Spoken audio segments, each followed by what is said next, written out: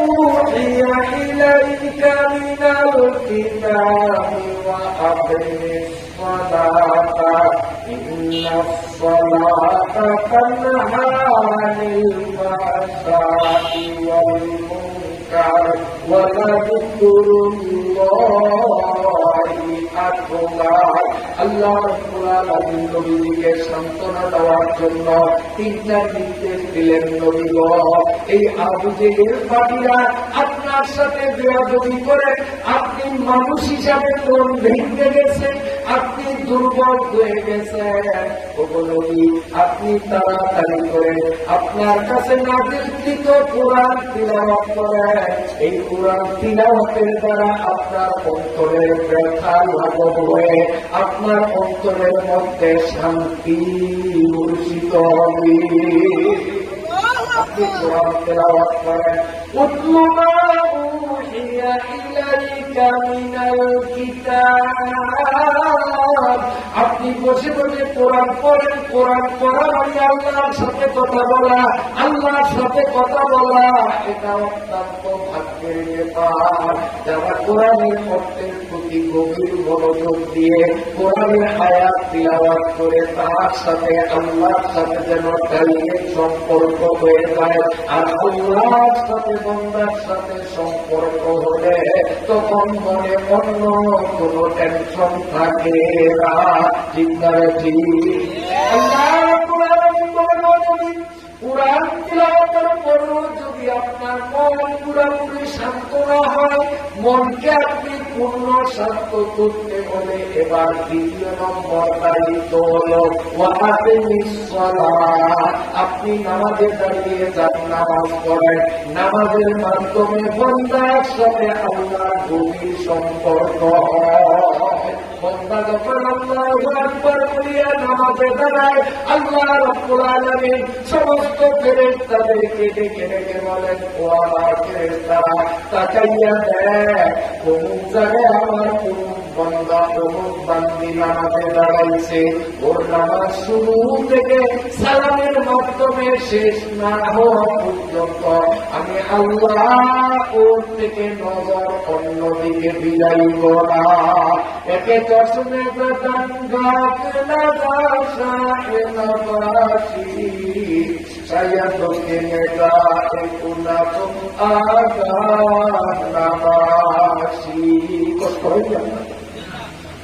কারণ কিন্তু তিনটা রয়ে গেছে।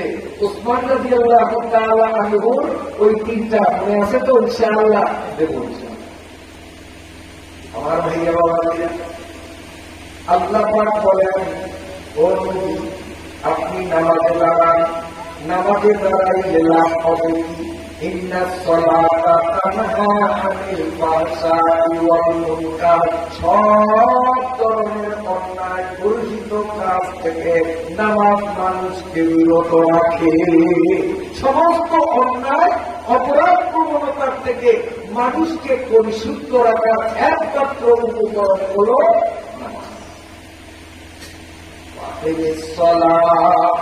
তাই আল্লাহ বলেন, ও নবী এই কাফির বেঈমানদের অত্যাচারে আপনি যখন মনোক্ষুণ্ণ হয়ে যান, আপনি কিছুক্ষণ কোরআন তিলাওয়াত করেন, আবার কোরআন তিলাওয়াত বন্ধ করে আপনি নামাজে দাঁড়িয়ে যান। নামাজের মাধ্যমে আল্লাহর সাথে বান্দার ডাইরেক্ট সম্পর্ক হয়। সুবহানাল্লাহ। কেমন সম্পর্ক হয় একটু ব্যাখ্যা দিব না? কষ্ট হয় আপনাদের? এদিকে খেয়াল করুন। মুসলমান যখন ওযু করে বাড়ির থেকে ওযু করে মসজিদে নামাজের জন্য রওনা দেয়, ওযু করতে গিয়ে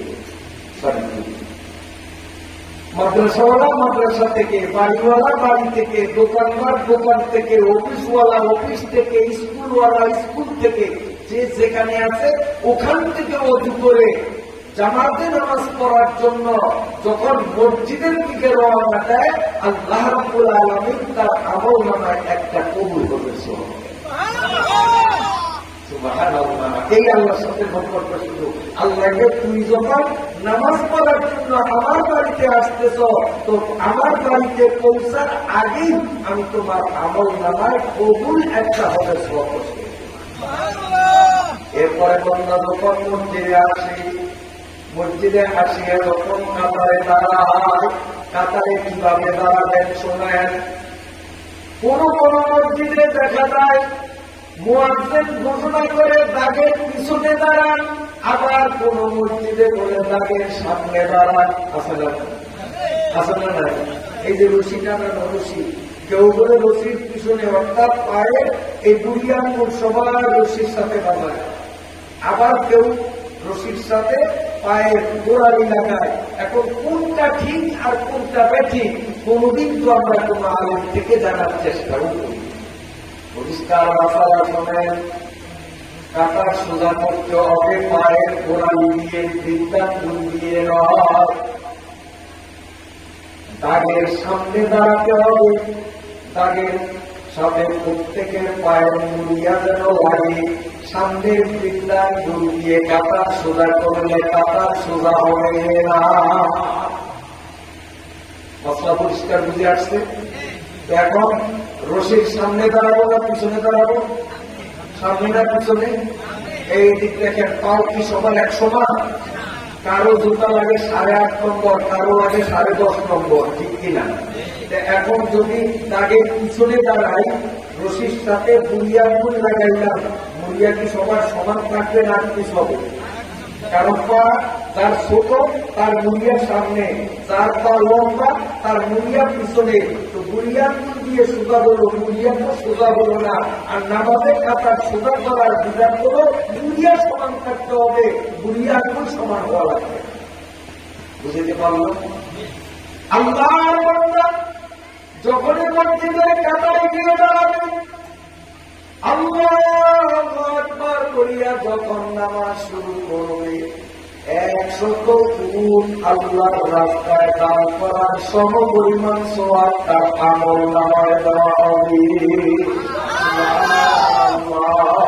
100 উট আল্লাহর রাস্তায় দান করার সওয়াব।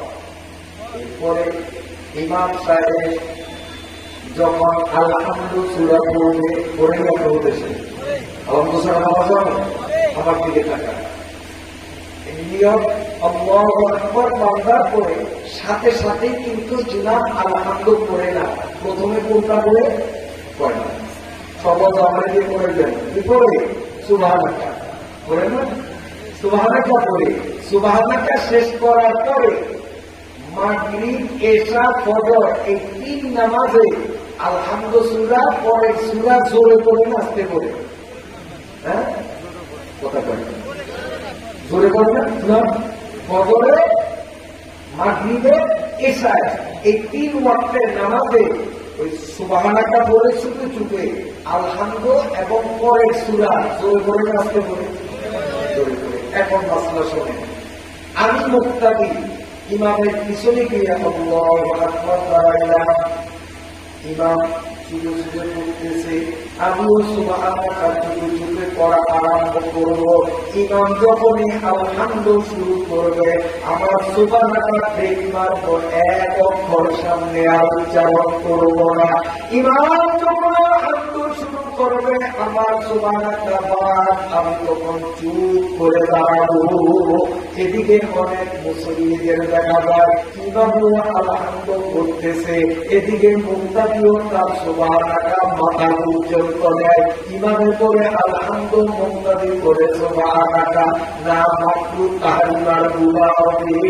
ইমাম যখন আলহামদুলিল্লাহ শুরু করবে, সঙ্গে সঙ্গে মুক্তাদি তার সুবহানাল্লাহ চলাবে না বন্ধ করবে।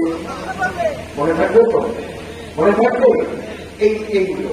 আর যোহর আসর, যোহর আসর এই 2 রাকাতে ইমাম আলহামদুলিল্লাহ জোরে জোরে আসতে করে আসতে। এখন আমি মুক্তাদি আল্লাহু আকবার বলিয়া ইমামের পিছনে দাঁড়াইলাম, আমি কি করব?